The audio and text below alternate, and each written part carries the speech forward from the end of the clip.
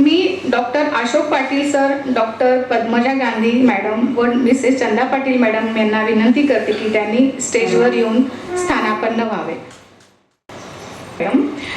मी doctor Ashok Patil सरांना विनंती करते की त्यांनी आपल्या पाहुण्यांचे स्वागत पुष्पगुच्छ देऊन करावे.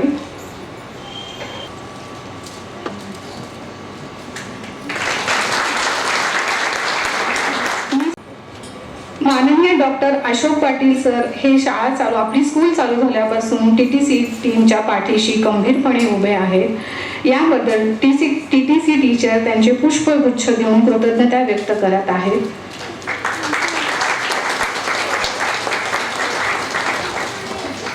मी आता आपल्या पाहुण्यांचे थोडक्यात ओळख करून देते.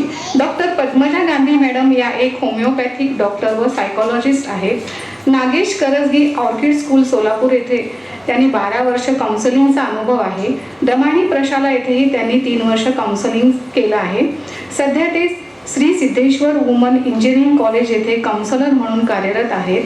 तसेच गांधीमाता होमिओपॅथिक मेडिकल कॉलेजमध्ये ते लेक्चरर आहेत.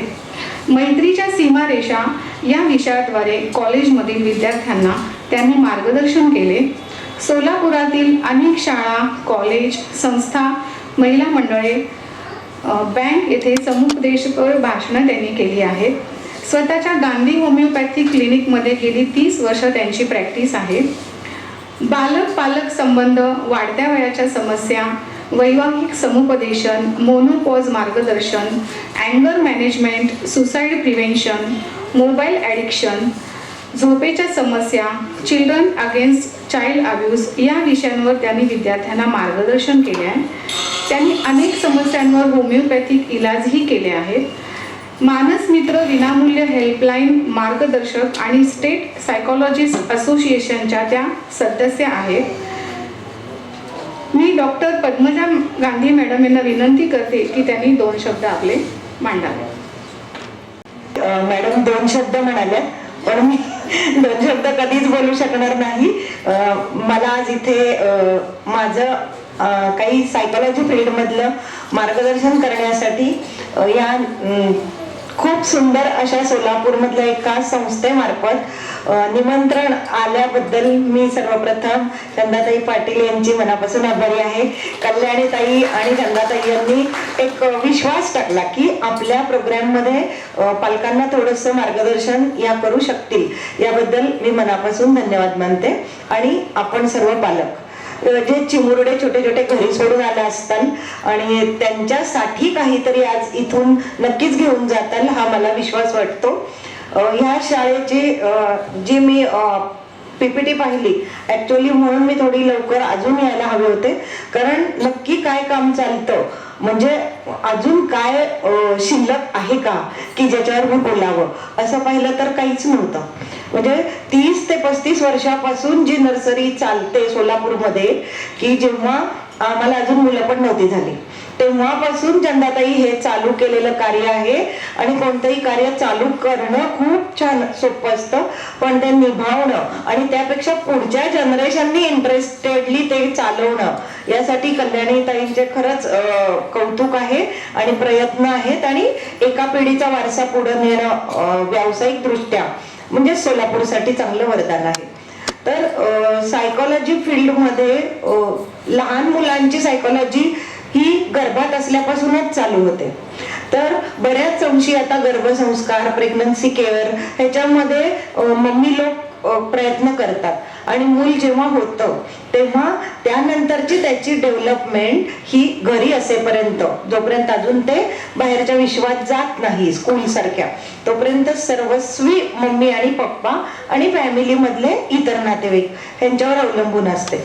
तर डेव्हलपमेंटल सायकोलॉजीचा सुद्धा खूप मोठा विस्तृत अभ्यास आहे की तो आपण केला तरीही तसाच पॅटर्न प्रत्येक मुलाचा नसतो. प्रत्येक मूल हे वेगळं वेगळं असतं. जसं आपण म्हणतो हाताची 5 बोटं, तसं एका घरातली 2 मुलं सुद्धा सारखी नाही आहेत. त्यामुळं प्रत्येकाचे प्रोटोकॉल किंवा बिहेवियर हे एकसारखं नक्कीच नसणार आहे. म्हणजे पालकत्वाचे धडे वगैरे हे नावं खूप छान वाटतात, पण ऍक्च्युअली पालकत्व हे एक विकसित होत जाणारी ही एक जर्नी आहे, हा प्रवास आहे. आणि तुम्ही स्वतः सुद्धा, तुम्ही म्हणजे आपण सुद्धा मुलांसोबत त्यांच्या वयानुरूप वाढत असतो, अनुभव घेत असतो. की अगदी छोटं असताना त्याच्या कला बघून, लीला बघून आनंद होतो. थोडं मोठं झालं की आपलं सूचना चालू होतात, हे नको ते नको. त्याहीपेक्षा मोठं झालं की अभ्यासाचं प्रेशर यायला लागतं, मग त्याच्या पुढे कॉम्पिटिशनचं यायला लागतं, त्याच्या पुढे ऑलराऊंडर असलं पाहिजे म्हणून वेगवेगळे क्लासेस, ट्युशन्स, सतत बिझी ठेवणं, हे सगळे पालक करतात. आपल्याही पालकांनी केलंय. पण आत्ताच्या पालकत्वामध्ये काही नवीन चॅलेंजेस इन्क्लूड झालेत, जी आपल्याला स्वतःला पहिलं ती स्वीकारायचे. नवीन जे तंत्रज्ञान आलेलं आहे, टेक्नॉलॉजी आहे, मोबाईल आहे, तर मोबाईलमुळे खूप प्रगती झालेली आहे, खूप फायदे होतात. पटापट आपण दुसऱ्यांपर्यंत रीच करतो, त्यांच्यापासून हवं ते मिळवतो. पण लॉकडाऊनच्या आधीपर्यंत सायकोलॉजिस्ट म्हणून आम्ही मोबाईल ॲडिक्शन वर्कशॉप सुद्धा घेतलेत, की मोबाईल हे एक व्यसन आहे आणि त्याच्यापासून आपण लांब राहायचे, पालकांनी पण मुलांनी पण. पण लॉकडाऊन मध्ये सर्वांनाच मोबाईलनेच तारून नेलंय. मोबाईलमुळे निदान जग 2-3 वर्ष शिक्षणापासून वंचित राहिलं नाही, व्यवसायापासून राहिलं नाही, मेडिकल हेल्प झाली. त्यामुळं आता मोबाईल हा खूप दुष्परिणाम करतो असं म्हणण्यात पॉइंटच नाहीये, किंवा उगीच म्हणायचं पण ते अंमलात येत नाही असं होऊ शकतं. तर पण आता सगळ्या पालकांना जाणवणारा तो प्रॉब्लेम आहे की माझं मूल हे मोबाईल शिवाय जेवत नाही. हा पहिला प्रॉब्लेम आहे. नंतर दुसरा प्रॉब्लेम आहे की म्हणजे शांत बसत नाही, मोबाईल दिला की मग शांत बसतो. अगदी कौतुकाने परवा एक मम्मी सांगत होती, अहो मोबाईल दिल्याशिवाय तो आ सुद्धा करत नाही, म्हणजे घास द्यायला. तर या गोष्टी म्हणजे तुम्हाला आता मॅन्डेटरीच झाल्यात. जेवायला द्यायचंय, मोबाईल देतील म्हणणार, आणि ते जे टेबल असतं डायनिंग टेबल, त्याचं छोटं चेअर, तर त्या तिथं ते मोबाईल चालू ठेवायचा, तो कुठला तरी व्हिडिओ पाहतोय आणि मग मम्मी त्याला भरवते. तर यापासून आपल्याला सगळ्यांना रेस्ट्रिक्शन्स केले पाहिजेत, की जेवताना बिलकुल मोबाईल नाही, वाटल्यास जेवणानंतर मी तुला 5 मिनिट देईन, म्हणजे मिळेल पण जेवणानंतर. कारण का जी सलायवरी सिक्रेशन्स असतात, लाळ सिक्रेट होते, डायजेस्टिव्ह सिस्टीमला ब्रेन सांगतं की आत्ता अन्न येतंय आणि डायजेशन काम चालू करतोय. तर मोबाईलमुळे तुमची व्हिज्युअल सेंटर्स जास्त ऍक्टिव्ह असतात, त्यामुळं ते डायजेशन नीट चालत नाही. ही टेक्नॉलॉजी जशी शरीराची आहे, ती जर आपण आपल्या मुलाला लहानपणी समजून सांगितली की मोबाईल बघत जेवणं हे तुझ्या आरोग्यासाठी चांगलं नाहीये, तुझं जेवण झाल्यावर मी तुला मोबाईल देईन 5 मिनिट. आता असं म्हणताच येत नाही की बिलकुल मिळणार नाही. मी स्कूलमध्ये सुद्धा असा मुलांकडून फीडबॅक घेते, कोण किती वेळ मोबाईल वापरतं. शेवटी आम्ही असं 5वीची मुलं असतील तर 5 मिनिट, 6वीची असतील तर 6 मिनिट, असं करून करून त्यांचे मोबाईल थोडे थोडे कमी वापरलेत. पण तरीही जास्त मोबाईलचा वापर ही 8वी-9वीच्या आसपासची मुलं आणि त्यानंतरची करत आहेत. तर तो प्रॉब्लेम आत्ता तुम्हाला इतका जाणवणार नाही, पण मोबाईलच्या वापराची सवय ही आत्ता लागते. मला मोबाईल हवाच. क्लिनिकमध्ये माझ्याकडे मेडिसिनला किंवा काउन्सिलिंगला जेव्हा पालक घेऊन येतात, तर काही गोष्टी मुलांसमोर सांगायच्या नसतात किंवा मूल गोंधळ करतं, मग जरा तू बाहेर बस, हा घे मोबाईल, मम्मी त्याला मोबाईल देते, मग तो बाहेर शांत बसतो आणि मग कंटिन्यू आमचे सेशन चालू राहतात.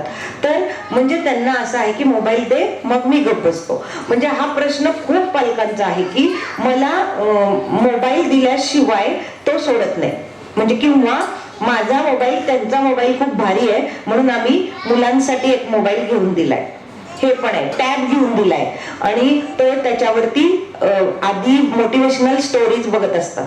आत्ताची मुलं रील्स पाहतात आणि रील्स पाहताना त्यांचा 1 मिनिट सुद्धा त्यावर कॉन्सन्ट्रेशन स्पॅन राहत नाहीये. मी हे स्वतः पाहिलेलं आहे. स्टोरी बघतो का मग देते, नाही बघतो, कबूल करतात, घेतात आणि सुरू करतात पटापटा रील्स. तर म्हणजेच त्यांचं लक्ष एकचित्त 1 मिनिटाच्या वर एका स्क्रीनवर राहत नाहीये, ते स्क्रोल करतात, पुढे ढकलतात. तर ह्या बारीक बारीक त्यांच्या ज्या हॅबिट्स आहेत त्या पुढे त्यांच्या जीवनातल्या कॉन्सन्ट्रेशनवर दुष्परिणाम करतात. म्हणजे मोबाईल वाईट नाहीये, पण आपण त्याला ज्या सवयी लावतोय त्या लहानपणी लावल्या जात आहेत. त्यासाठी काय करायचंय हे सगळं माहितीये की हो आहेत या सवयी, करायचं काय आहे. तर प्लीज जेव्हा ज्यांना आवश्यक असतंच की घरी मी लॅपटॉपवर ऑफिसचं काम करतो, शॉपचं काम करतो, मला लागतो, ते मुलांना तुम्ही दाखवा, समजून सांगा की हे माझं काम आहे. तुझा जसा होमवर्क असतो तसं माझं पण हे ऑफिसचा होमवर्क आहे, शॉपचा होमवर्क आहे, हिशोब आहेत, किंवा मी माझं काम ह्याच्यावर करतोय, मी माझी एंटरटेनमेंट ह्याच्यावर नाही करत आहे. त्यांना ते कळतं की हे फक्त कामापुरतं आहे आणि मग ते असं त्यांना नाही वाटत की तुम्ही वापरता मग मला पण हवं आहे. तर अशामधून त्यांना थोडंसं समजतं. आणि स्ट्रिक्टली तुम्हाला खूप मोबाईल वापरायचं आहेच. बऱ्याच पालकांना सुद्धा गेम खेळायची सवय आहे. म्हणजे तुम्ही अजून छोटेच पालक आहात, म्हणजे नुकतंच तारुण्य, शिक्षण, ग्रॅज्युएशन कम्प्लीट झालंय, तुम्हालाही तुमचं काही हॉबीज आहेत, आवड आहे, वेळ आहे, तुम्हाला पाहिजेत ना आनंद. तर प्लीज प्लीज तुम्हाला जर नंतर हे ओरडायचं नाहीये की मूल ऐकत नाहीये तर त्यांच्या समोर तुम्ही मोबाईल वापरूच नका. म्हणजे थोडं अवघड जाईल, पण मी असे पालक पाहिलेत की मूल शाळेत जातं तेव्हा कामं करून घ्या आणि अर्धा एक तास तुम्हाला जे पाहायचंय, इन्स्टा, FB, व्हॉट्सअप, काय नवीन सगळं त्याच्यातलं तुमचं आहे उरकून घ्या. मूल झोपतं तेव्हाही तुम्ही पहा, पण ते शेजारी आहे, ते त्याचा अभ्यास करतंय, खेळतंय आणि मी माझं चॅटिंग चालू आहे, आईला फोन चालू आहे, बहिणीशी बोलतीये. आणि बऱ्याच मम्मींना मी असं आलेल्या केस मधूनच सांगते की बहिणीला किंवा आईला आपल्या मुलाच्या तक्रारी सांगायची सवय असते. हो, अजिबात ऐकत नाही, जेवत नाही, शाळेत जायला खूप त्रास देतो, उठायला त्रास देतो, अभ्यासच करत नाही, ह्याला सगळ्यांना लिहायला येतं, आमच्या जॉईंट फॅमिली मधली सगळी मुलं हुशार आहेत पण ह्याचं काय मला लक्षण दिसत नाही. या सगळ्या गप्पा मुलासमोर आपल्या पालकांशी मम्मी मारत असते किंवा फ्रेंडशी, आणि हे मूल ऐकत असतं. त्यातून त्याचा आपल्या मम्मी बद्दलचा सुद्धा एक प्रकारचा दुसऱ्याला गोष्टी न सांगणं, माझ्याबद्दल ती वाईट सांगतेय, या गोष्टी ह्यामधून त्याचे छोटे छोटे संस्कार म्हणजे घडत असतात. तर ह्या नकळत होणाऱ्या गोष्टी आहेत. मोबाईल या विषयावर बोलायला खूप 2 तास सुद्धा कमी आहेत, पण एक आहे की पॅरेंटचा क्वेश्चन येतो की मोबाईल पासून कसं लांब ठेवायचं. तर त्याच्यासाठी आहे की पहिलं स्वतःकडं ऑब्झर्व करा, स्वतःला रेस्ट्रिक्ट करा की अजून ते खूप कवळं आहे. 5-6 वर्षापर्यंत त्याच्या समोर आपण नको. तुम्ही गेम खेळत असाल आणि म्हणाल की नाही तू तुझा अभ्यास कर, तू तुझी खेळणी खेळ, तर ते तुमच्या मोबाईलमध्ये डोकवणार. त्याला वाटणार की हे खूप छान आहे आणि ते डिझाईनच एवढं छान केलंय मोबाईलचं विश्व की मुलांना ते खूप आवडतं. लहान मुलं त्यातल्या सुद्धा ऍडव्हर्टाईज आहेत लहान मुलांच्या, चॉकलेट्स आहेत, चिंगम आहेत, डॉल आहेत, वेगळे वेगळे हट्ट करतायत. मग माझं मूल खूप हट्टी आहे, वेगळ्या गोष्टी मागतं, ऑनलाईन आम्ही सगळं मागवतो, एकच मूल आहे, शक्य आहे. आत्ताचे हट्ट आपल्या बजेटमध्ये बसतात आणि मोठे नंतरचे हट्ट मग बसत नाहीत. मग तेव्हा आपल्याला काउन्सिलर किंवा कोणीतरी इतर व्यक्तीची हेल्प घ्यावी लागते. म्हणून जे काही डिसिप्लिन लावायचे, नेहमी असा एक प्रश्न येतो की शिस्त कुठल्या वयात लावायला सुरू करायची म्हणजे मुलांना. तर मोबाईल हा एक वेगळा विषय आहे, पण एकच लक्षात ठेवायचं की मुलं आपलं अनुकरण करणार आहेत. अगदी 100% हेच सत्य आहे की आई वडील काय करतात त्याचं मुलं निरीक्षण करत असतात. कुठलंही असू दे, तुम्ही दोघं एकमेकात कसे बोलता, एकमेकांचा राग आल्यावर तुम्ही व्यक्त कसा करता, एकमेकांच्या चुका कशा दाखवता, छोट्या छोट्या गोष्टींमधून या गोष्टी मुलं फॉलो करतात आणि स्वतःवर जेव्हा तसा प्रसंग येतो ते तसं बोलतात. मग तेव्हा आपण म्हणतो कोणी शिकवलं, म्हणजे आईने शिकवलं का, आम्ही तर असं बोलत नाही. आणि जसं जसं 2-3 वर्षानंतर इतर मुलांच्या संपर्कात मूल जातं तेव्हा मग बाहेरचं पण काही काही शिकून येतं. लहान मुलं काही खेळ खेळत असतात. तर आता सध्या जी मोठी घटना घडलेली आहे बदलापूर, तर त्या घटनेवरून बरेच पालक घाबरलेले आहेत.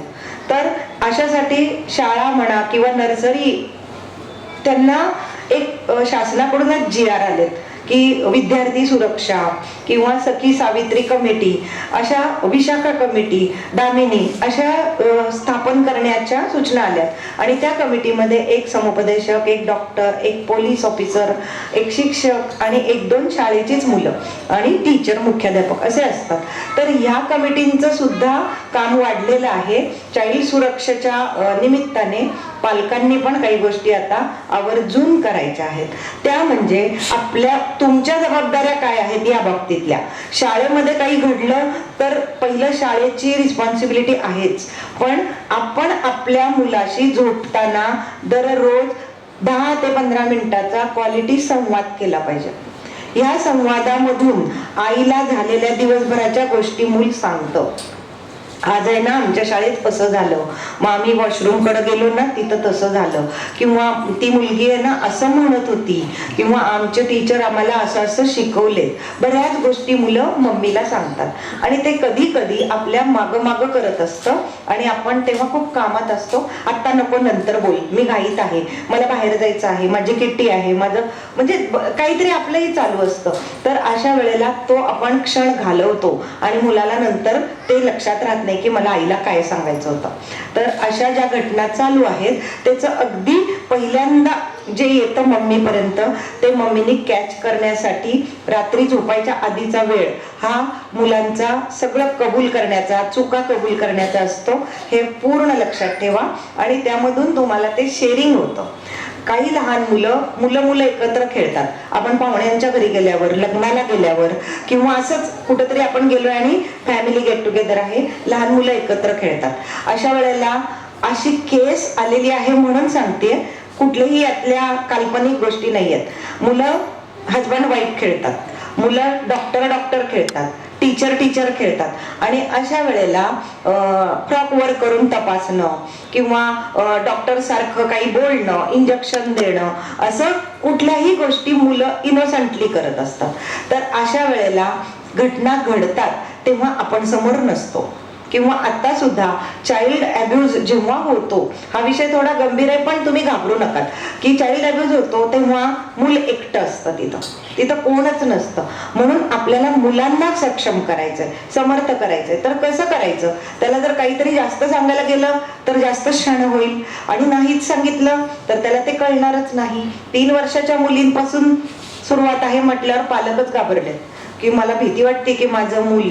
तर प्रत्येक आईने अशी फक्त काळजी घ्यायची आहे की जे 2 शब्द आहेत स्कूलमध्ये पण घेतातच, पण गुड टच बॅड टच जे आता यायला लागले ना, तर माझ्या दृष्टीने किंवा मी केलेल्या अभ्यासाच्या ह्याच्यामधून गुड आणि बॅड टच अशा शब्दांपेक्षा सेफ आणि अनसेफ टच हे शब्द खूप महत्वाचे आहेत. सेफ म्हणजे हा जर तुला स्पर्श झाला तर तो सेफ आहे आणि हा या ठिकाणी जर तुला स्पर्श झाला तर तो अनसेफ आहे. तर तुम्ही मुलांना सांगणार कसं आहात? तर एखादी डॉल आहे, डॉलला दाखवून तुम्ही सांगू शकता की हे तुझे ओठ आहेत, हा तुझा चेस्ट रिजन आहे, हे तुझा ॲबडॉमेनचा खालचा रिजन आहे, किंवा ही तुझी पाठीमागचा बटॉक रिजन आहे. ऐकताना आपल्याला खूप वाटतं की इतकं विस्तृत एवढ्या मोठ्या स्टेजवरून मॅडम कसं सांगू शकतात, पण आपलीच भीड नाही चेपली तर आपण बोलणार कसं? तर डॉलला हातात घेऊन या ठिकाणी तुला कोणी जर स्पर्श केला तर तो अनसेफ टच आहे.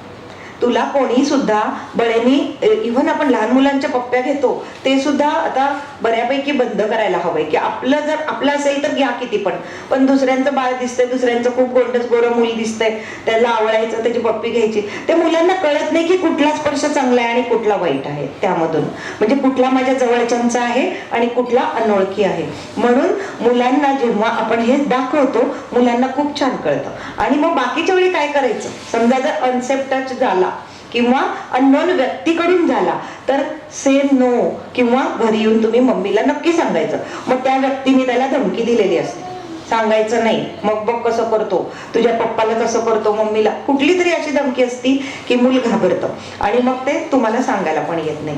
पण ते काहीतरी वाट पाहत असतं, लिंक पाहिजे असते. आपण जर आधीच शिकवलं असेल तर मूल नक्की सांगेल. मग कोण कोण स्पर्श करू शकतं? तर मम्मी, पप्पा आणि ग्रँड पॅरेंट्स. एवढंच मुलीला आपल्या कुठेही म्हणजे बॉडी पार्ट्सला अंघोळ घालताना, कपडे घालताना हात लागला तर तो सेफ टच आहे हे मुलांना कळलं पाहिजे. तर मुलं खेळताना डॉक्टर खेळतात, कपडे चेंज करतात कधी कधी, आणि हाईड अँड सीक. आता जो मी चिल्ड्रन अगेन्स्ट चाइल्ड अब्यूज या प्रोजेक्टवर स्वतः थोडं 2-3 वर्ष काम करते, त्यामध्ये आहे की हाईड अँड सीक खेळताना सुद्धा आपण एकटी मुलं आहेत खेळतायत, त्यात लहान मुलं आहेत, मोठी मुलं आहेत, सोसायटी मधली, गल्ली मधली इतर मुलं असतात, कुठले तरी एखादे अंकल असतात एकटे, आणि घाबरायचं असं नाहीये, पण त्या बाबतीत खूप सतर्क राहायचे की आपली मुलं कुठं खेळतायत, की जाऊ दे आता खेळायला गेलाय 2 तास निवांत आहे, असं नाहीये. तर कुठे खेळतात, कोणाशी बोलतात, कोणाच्या तरी घरी जाऊन बसतात का, एखादे अंकल असतात सोसायटीतले, आजोबा असतात, त्यांना लहान मुलं आवडतात, मग काही वेळा सगळ्याच वेळी ते वाईट नसतं ना, पण तरी पण अशा आपण एक विजिट अचानक अर्धा 1 तासाने कुठं खेळतंय, काय करतोय, तर या गोष्टी आपण पाहिल्या पाहिजेत. तर याच्यासाठी सखी सावित्री किंवा अशा वेगळ्या वेगळ्या टीम्स केल्या, स्कूल सगळ्या गोष्टी करतंय, पण तुमच्या जबाबदाऱ्या आहेत की मुलांवर न कळत म्हणजे जेव्हा मूल खूप वेळ बाहेर असतं तर वॉच ठेवणं किंवा त्याचं काय चाललंय हे पाहणं. दुसरी गोष्ट, काही वेळा पालकांनी मोबाईलमध्ये काही गोष्टी सर्च केलेल्या असतात, एज वाईज आहेत किंवा मित्र पाठवतात, मैत्रिणी पाठवतात, काही लिंक असतात, तर मुलं जेव्हा त्यांच्या हातात युट्यूब असतं, आधीचे सर्चेस कधी कधी ते आपोआप स्क्रीन दाखवतं आणि मग न कळत नको त्या वयात मुलं काहीतरी चित्र पाहून जातात. मग त्यावेळी ते आपल्याला विचारतात किंवा दुसऱ्यांना जाऊन विचारतात हे काय आहे.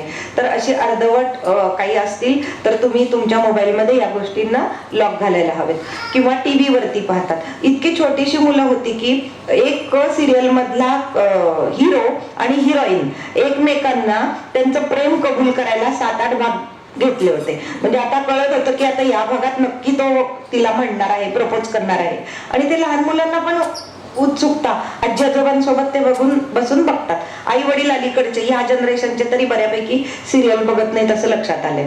तर आजी आजोबा बघतात म्हणून मुलांना इंटरेस्ट आहे की आई कुठं काय करते, मधल्या आईचं दुसरं लग्न झालंय, मग असं असतं, मग त्यामधल्या यशचं पण झालंय, त्यामधल्या अभिचं पण झालंय, त्याच्यामधल्या ईशाचं पण काहीतरी झालंय. मग मुलांना एक लग्न हे तर कन्सेप्ट त्या सिरियल पासून म्हणा किंवा सिरियल बघून बऱ्याच असे की होतं असं, म्हणजे कॅज्युअल आहे, म्हणजे काही नसतं. मग मम्मी तुझं पण परत असं होणार आहे का, किंवा असं असतं का, किंवा काहीतरी नात्यात असतं, एखादी आत्या असते म्हणजे घरी आलेली, काहीतरी सोडून आलेली असते, मग मुलांना वाटतं की हेच आहे जे आपल्या पिढीत नव्हतं. म्हणजे आपल्या जनरेशन मध्ये आता डिवोर्स आहेतच, कॉमन आहेत, तर मुलांच्या डोक्यात खूप प्रश्न असतात भरपूर. मग जे चूक आहे किंवा जे सिरियल मधलं चूक आहे ते तुम्ही त्यांना व्यवस्थित थोडं एक्सप्लेन केलं पाहिजे की ही स्टोरी आहे, हे नाहीये. किंवा ते प्रपोजचं जे मी म्हणत होते, तर ते प्रपोज करताना पण ते फूल पाहिजे, हे पाहिजे. एका मुलीनी, छोट्या मुलीने आईला आतल्या खोलीत बोलवलं आणि गुलाब दिला असा गुडघ्यावर बसून, आणि ते दिला आणि आय लव्ह यू. मग त्या आईला अंगावर काढायला की हा काय ती प्रकार करते, म्हणजे कुठे शिकून आली. सिंपल गोष्ट आहे, ती एका साखरपुड्याला गेली होती, एंगेजमेंट मध्ये करतात ना प्रपोज वगैरे, सिंपल. मग आपल्याला वाटतच नाही की यातनं मुलांनी मुलींनी काय बोध घेतलाय, मग बघायच्या नाहीत का या गोष्टी. पण ते एक वय असतं आणि त्या वयामध्ये हे असतं, आणि आय लव्ह यू म्हणायचे तर तू माझीच आहे, मी तुझीच आहे, आपण दोघी एकमेकींना म्हणू शकतो, असंही म्हणू शकतो. आईने एवढं टेन्शन घेतलं की लगेच सगळ्यांना ते तिने घरातल्यांना सांगितलं की हिच्या समोर कोणी हे लावायचं नाही, ते रूल्स, मम्माच रूल्स तयार झाले त्या घरात. आणि मग वाद सुरू झाले, आधीची जनरेशन नंतरची जनरेशन, आम्ही लावणार, आम्ही काय करणार, आमचं हे वय आहे, बऱ्याच गोष्टी सुरू होतात. आणि सोलापूरमध्ये बऱ्याचपैकी जॉईंट फॅमिली आहेत, त्यामुळं आपल्याला सर्वांचा विचार करावा पण लागतो. तर मग आपण आपल्या मुलाला त्या वेळामध्ये कसं एंगेज ठेवाल, त्याला तुम्ही कसा टाइम द्याल. काही खेळाचे क्लास आहेत, हॉबी क्लासेस आहेत, स्कूलमध्ये तर आता पहिलं जवळजवळ सगळ्या ऍक्टिव्हिटी होतात. तर आपलं पण एक पॅरेंटिंग असं आहे की मुलासोबत आपण त्याच्यासाठी तर कमवतोय, म्हणजे कमवायला तर हवंय, पण वेळ दिला पाहिजे, त्यांना एंगेज ठेवलं पाहिजे. तिसरी गोष्ट म्हणजे पनिशमेंट. बऱ्यापैकी कधी कधी मूल खोटं बोलतं, दुसऱ्या मुलाला मारून येतं आणि काहीतरी चुकीच्या गोष्टी करत असतं. तर पनिशमेंटच्या बाबतीत मी खूप अभ्यास केला होता. मला जेव्हा राजीव तांबे म्हणून एक मोठे चाइल्ड सायकोलॉजीमध्ये काम करतात, तर त्यांना एक प्रश्न विचारला होता की थोडं तरी मारलेलं चालतंय का, म्हणजे थोडंसं, की खूप नाही पण एक धपाटा दिल्याशिवाय गाडी लाईनवर येत नाही, खूप त्रास देतो, अजिबात ऐकत नाही, उड्या मारतो, थोडंसं मारलं म्हणजे मग लाईनवर येतं. तर त्याचं उत्तर आहे की बिलकुल नाही, मारायचंच नाहीये. मग आज सुद्धा एका शाळेमध्ये प्रश्न विचारला, एक शिक्षक आहेत मोठे 9वी-10वीच्या मुलांचे, तर तिथे विचारलं की मुलांना आम्ही शिक्षा करतो तेव्हा आम्हाला भीती वाटती की ही मुलं बाहेर आम्हाला काहीतरी भेटतील, काही करतील, कारण ती मुलं उंच धिप्पाड असतात. पण हे छोट्या मुलांच्या बाबतीत काय आहे की एक धपाटा दिला ते गप बसतं, घाबरतं तुम्हाला, तुमच्यापेक्षा शक्ती कमी असतं. पण हळूहळू ते घट्ट व्हायला लागतं. मराठीमध्ये निगरघट्ट किंवा कोडगं. काय होणार आहे होऊन एक धपाटा बसेल, पण माझ्या आवडीची गोष्ट मला करायला मिळाली. त्यामुळं त्यांच्या त्या चिवटपणे त्या खोड्या चालू राहतात किंवा खोटं बोलणं, नुकसान करणं, हट्ट करणं असं चालूच राहतं. तर अशा वेळेला पनिशमेंट तर केली तर फिजिकल अजिबात नाही. म्हणजे शारीरिक पनिशमेंट कायद्याने सुद्धा गुन्हा आहे, पण आपल्याला हवं तो रिझल्ट मिळत नाही. पनिशमेंटमुळे मूल सुधरत नाही, उलट जास्त बिघडायला लागतं. तर पनिशमेंटमध्ये पॉझिटिव्ह पनिशमेंट तुम्ही करू शकता की एक गोष्ट जी आहे त्याच्या आवडीची नाहीये ती त्याला करायला सांगणं किंवा करून घेणं, टेबल लिहायला लावणं, पनिशमेंट म्हणून पॉझिटिव्ह. किंवा चांगलं वागलं तर हातावर स्कूल सारखं स्टार देणं, काही छोट्या गोष्टी त्यांना घेण्याचं प्रॉमिस करणं. पण मोठे प्रॉमिसेस किंवा लाच असा प्रकार नाहीये. तर पनिशमेंटच्या बाबतीत आपण स्वतः लहानपणी छडी लागे छमछम हे झालेलं असेल आपल्या बाबतीत. आपण आत्ताच्या पालकांना आपल्या मुलाला टीचरनी सुद्धा हात लावलेला आवडत नाही. इनफॅक्ट टीचर्ससाठी ते रूल्स पण आहेत की मारायचं नाहीये, पण आपण मुलांना मारतो, आपण स्वतः मारतो. पण आपल्या मुलाला जर दुसऱ्या कोणी मारलं तर आपल्याला सहन होत नाही, म्हणजे घरातल्या सुद्धा किंवा बाहेरच्या पण. मग अशा वेळेला आपले इमोशन्स त्यात ऍड होतात अजून, आणि मग आपण कधी कधी चुकीची बाजू घ्यायला जातो. तर त्याही गोष्टी झाल्या नाही पाहिजे. ते चुकलं असेल तरी योग्य शब्दात, त्याला किती लागले त्या शब्दात, त्या प्रमाणात आपण त्याला समजून सांगितलं पाहिजे की त्या गोष्टी कशा चुकीच्या आहेत. मूल तुमचं सगळं ऐकतं, तुम्हीच त्याचे होलसेल करता धरता असता. फक्त ते सांगण्याची भाषा किंवा त्याचा बॅड इफेक्ट त्याच्यावर न होता सांगणं. आता स्कूलमध्ये एकदा टीचरनी मुलांची मारामारी झाली आणि टीचरनी फक्त दोघांना बाजूला केलं, आणि ती मुलं इतकी लहान असतात की टीचरनी बाजूला करताना थोडस टीचरचं नख लागलं त्या मुलाला, आणि मग घरी जाऊन ते दाखवलं, टीचरनी बोचकारलं, आणि मग पॅरेंटनी फोटो काढला त्याचा, आणि मग स्कूलच्या प्रिन्सिपलकडे. असं कसं होऊ शकतं? टीचरची एवढी नखं कशी वाढलेली असतात? म्हणजे लगेच आपण जे येतो, पण घटना काय घडली, मुलाशी बोललात का, नक्की काय झालं, थोडा विश्वास ठेवणं, टीचरशी आधी विचारणं, अशा गोष्टी होऊ शकतात. तर कधी सुद्धा मुलांच्या बाबतीत असं तलवार उगारून स्कूल संस्था येणं योग्य नाहीये. काही संस्था चुकीच्या आहेत, पण याचा अर्थ सगळ्याच संस्था तशा वागतात असं नसतं. तर आपण आपल्या मुलांना पनिशमेंट जेव्हा करू तेव्हा कुठलाही व्हायलन्स त्याच्या बाबतीत त्याला काही इजा होणार नाही. मग अशी चंदाताई पण म्हणाल्या की पोळवलं होतं, लिहिता येत नाही. मुलांनी जर नाही लिहिलं तर आईचं पेशन्स संपतो आणि मग त्याला मारणं. एका माझ्याकडे आलेल्या केसमध्ये एका छोट्या मुलाच्या डोळ्यापाशी इथं हिरव्या रंगाची खूण झाली होती, म्हणजे काळं निळं असतं ना तसं ग्रीन, आणि मला ते कळत होतं की ती जन्मखूण नाहीये. तर त्याला विचारलं हे काय झालेलं आहे, तर तो सांगायला तयार नव्हता. काही नाही थोडस लागलंय का, पडलाय का, कोच पडलीय का, नाही. मग खूप विश्वासात घेतल्यावर तो म्हणाला पप्पांची अंगठी लागली. कशी लागली अंगठी? पप्पांच्या बोटातली अंगठी मोठी होती आणि ती लागली. तर ते माझी बुक कंप्लीट नव्हती ना, मग उद्या परीक्षा होती ना, पप्पा आज अभ्यास घेत होते आणि मग पप्पांना राग आला आणि मग त्यांनी मला मारलं आणि मी मार चुकवत होतो आणि इथं अंगठी लागली. 3 दिवस झाले होते, पण ती खूण एवढी मोठी होती. आणि मग जेव्हा पप्पांना बोलवलं त्याच्या, तेव्हा ती अंगठी अजून पण हातात होती. आपल्यासारख्या पप्पांनी वाईट वाटून निदान ती अंगठी काढली असती की माझा हात रागात, माझं भान राहत नाही, माझ्या मुलाच्या आज डोळ्याला एवढी मोठी इजा झालेली आहे. मग अशा केस पाहताना खूप वाईट वाटतं, आणि म्हणून स्ट्रिक्ट रूल्स करावे लागतात की मारायचंच नाही. पालकांनी तर नाहीच, हात वर उचलला तर तिथं थांबता आला पाहिजे. म्हणून म्हणतात की डोक्यावर बर्फ ठेवायला शिका. मूल आहे त्याच्या आणि आपल्या वयामध्ये किती फरक आहे, ते चुकणारच आहे. आपण पण लहानपणी चुकतच होतो. म्हणून टोटली एवढा नियमच घ्या स्वतःशी, काही झालं तरी मी त्याला मारणार नाही. पण दुसऱ्यानी जर एखाद्याने काही मारलं असेल तर लगेच त्याच्याशी भांडायला पण नाही जाणार. काय झालंय ते शहानिशा केल्याशिवाय. तुमच्या चाइल्डला बऱ्याच वेळेला आपण म्हणतो की मी त्याला सतत करेक्ट करत असते, म्हणजे ते चुकतं तेव्हा लगेच आईला सवय असते नाही नाही नाही असं नाही, करेक्ट करायचं म्हणजे तो आयुष्यात चांगला व्हावा, चांगला घडावा. म्हणून कनेक्शनच्या ऐवजी करेक्शनची हॅबिट लागते. तर तुमचं आणि त्यांचं किती कनेक्शन छान होतंय यावरती तुम्ही भर द्या. करेक्शन जाऊ दे. कधी कधी ना हा फ्रॉक म्हणायच्या ऐवजी हो फ्रॉक असं म्हणत असतात लहान मुलं. मग आपल्याला वाटतं की नाही नाही हो नाही म्हणलं पाहिजे, त्यांनी हाच म्हणलं पाहिजे. तर बरोबर आहे, पण त्यांच्या त्या वयाला ते त्यांचे बोबडे बोल सुद्धा काही वेळा छान असतात. आणि मग प्रत्येक वेळी हो म्हणलं की हा म्हण असं नाही. एकदा कधीतरी सांगा की हो नाहीये तो शब्द, हा आहे. मग हळूहळू ते म्हणत म्हणत करेक्ट होत असतं. आता 2 मुलं असतील तर मी करते, मी जाते असं त्यातली दीदी म्हणत असते, ते बघून तो मुलगा पण तसं म्हणतो मी आले, मी बसले. मग त्या आईला इतकं वाटतं की नाही हा जेंडर वाईज असा चुकीचा उच्चार कसा करतोय स्त्रीलिंगी. मग ती रोज त्याला सारखं बदलायला बघते आणि मग त्या मुलाचा कॉन्फिडन्सच कमी होतो की मी बोलेन आणि मी चुकेल आणि मम्मा मारेल. तर अशा गोष्टी नाही करायच्या. मुलांसोबत आपण करेक्शन सतत नका करत बसू, त्यांच्यावर ट्रस्ट ठेवा आणि कनेक्शनचा प्रयत्न करा. मुलांना जर काही येत नसेल तर ऑलरेडी त्यांना स्ट्रेस असतो. आता विचारलं ताईंनी की लिहित नसेल तर कोणाला चालेल.